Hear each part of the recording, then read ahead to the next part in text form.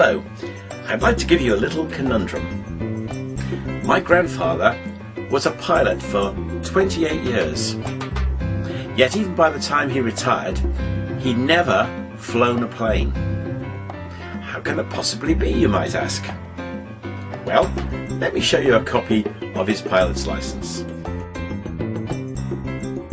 Now, this license was from the Cardiff Pilotage District and was for the purpose of conducting ships, sailing, navigating and passing within the limits of the Cardiff Pilotage District. That's right, he was the sort of pilot that navigates ships into harbour, in this case Cardiff, Barry and Penarth. I'm reminded of my grandfather each time I go to Landguard to see the ships, because invariably a Harwich Haven pilot launch is moving around the harbour.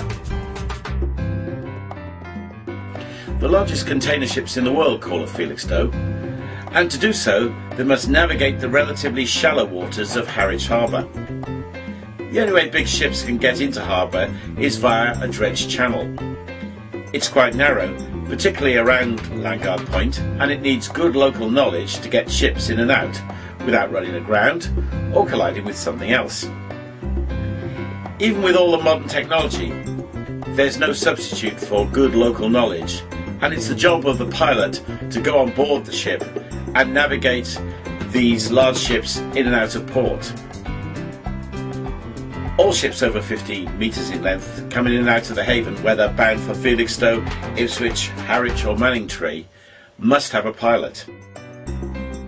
The only ships exempt are those whose masters hold a pilotage exemption certificate, usually ferries and other ships which are very regular visitors to the haven.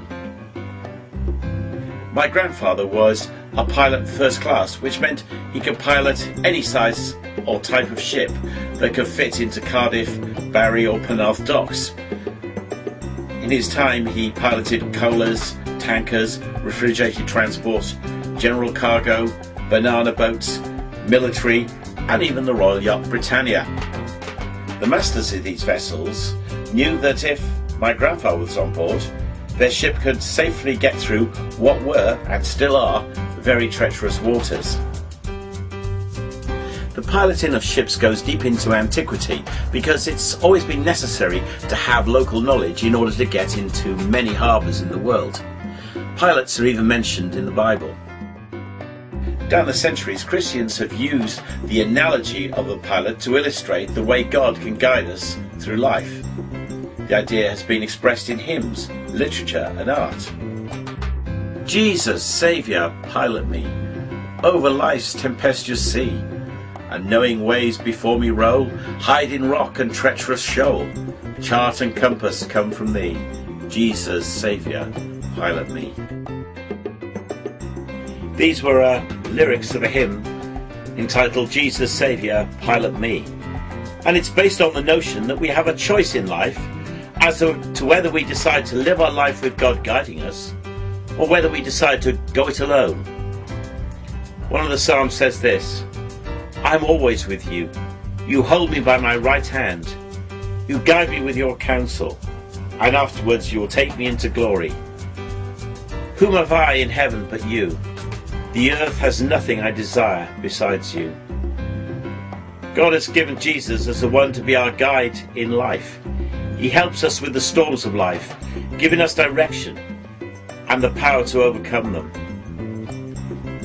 He said, I've come to bring life, life in all its fullness.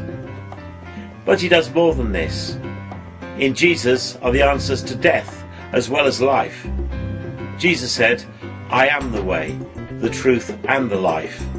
No one comes to the Father except through me. Do you need some direction in life? Do you need some certainty about your future?